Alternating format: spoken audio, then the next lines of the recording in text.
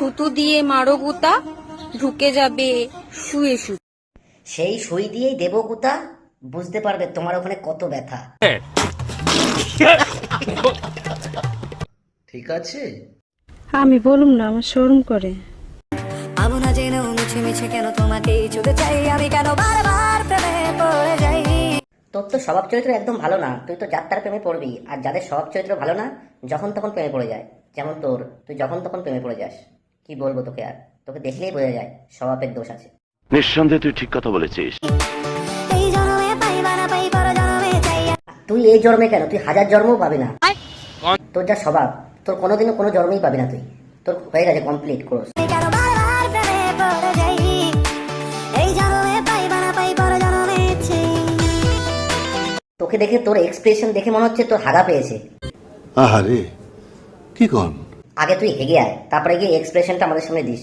দেখলে আমাদের কি বলবো, বিচি মাথায় উঠে যাচ্ছে তোর এক্সপ্রেশন দেখলে, বুঝলি? যা আগে হেগে আয়, তোর হাগা পেয়েছে, হাগাটা কষে গেছে, এর জন্য এরকম এরকম এরকম এরকম করছিস। সম্পর্ক যত গভীর হয়, সাইজ তত বড় হয়। আরে বৌদি, তাই নাকি? তার জন্যই দেখছি তোমারও সাইজটা অনেক বড়, মানে মনের।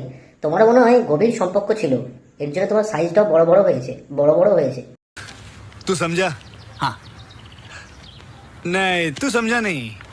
মানে গিফটের ধীরে ধীরে আস্তে আস্তে আমি হর্নের বাজাবো, হর্নের পক পক, ও হর্নের পক পক। আরে বৌদি, দেখো তো আমার কপালে বোকাচোদা লেখা আছে নাকি? আর মনে হচ্ছে বোকাচোদাই লেখা আছে, কারণ তুমি তো আমাদের বোকাচোদাই বানাচ্ছ। আমাদের দেখে তো বোকাচোদা মনে হয়, আসলেও কপালে বোকাচোদাই লেখা আছে, এরকমই লাগছে। হ্যাঁ, तू चुप रे बाबा, तू चुप रे। हाँ কবি বলেছেন, পুরুষ তুমি কার? পুরুষ বলেছেন, যখন যাকে অনলাইন পাই তখন আমি তার। ঠিক আছে? সবই তো ঠিকঠাক আছে, দেখতে পাচ্ছি, দেখাই যাচ্ছে সব ঠিকঠাকই আছে, কিন্তু কবি ভাড়া আরেকটা কথাও বলেছিল। বিষয়টা একটু ব্যাখ্যা। কবি বলেছিল, নারী তুমি কার, আর নারী বলেছিল, যখন দেখবো যারটা বড় আমি তখন তার। ঠিক আছে? আমি বলুম না, আমার শরম করে।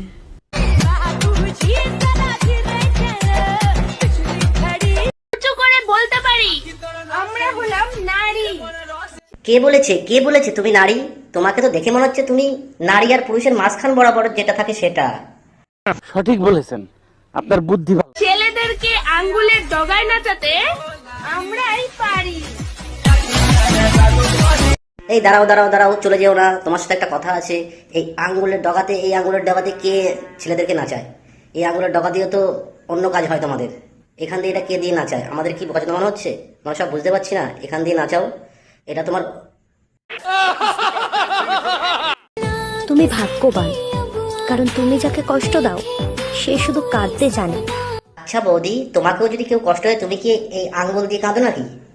এই আঙ্গুল দিয়ে কাঁদো নাকি? আমি বলুম না, আমার শরম করে।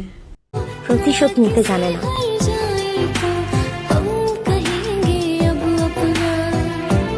আরে বাড়া, আমাদের বৌদি আবার লজ্জাও পায়।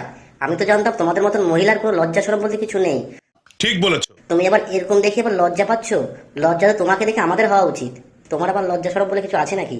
নির্লজ্জ বেহায়া তোমরা এইভাবে।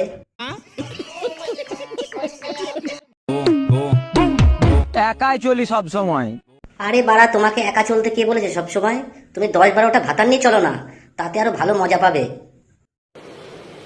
अच्छा ठीक है।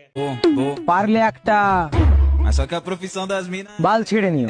আরে বধু, তোকে তো দেখে মনে হচ্ছে না তোর বাল হয়েছে। আমি বলুম না, আমার শরম করে। আর তোর বাল কি বা ছিড়বো?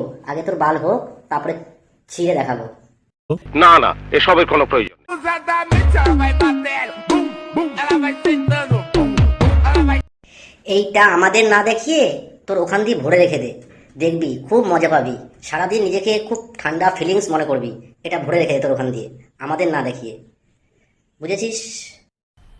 मजा आया, और मैं ये जो मजा है हिंदुस्तान के हर व्यक्ति को देना चाहता हूं।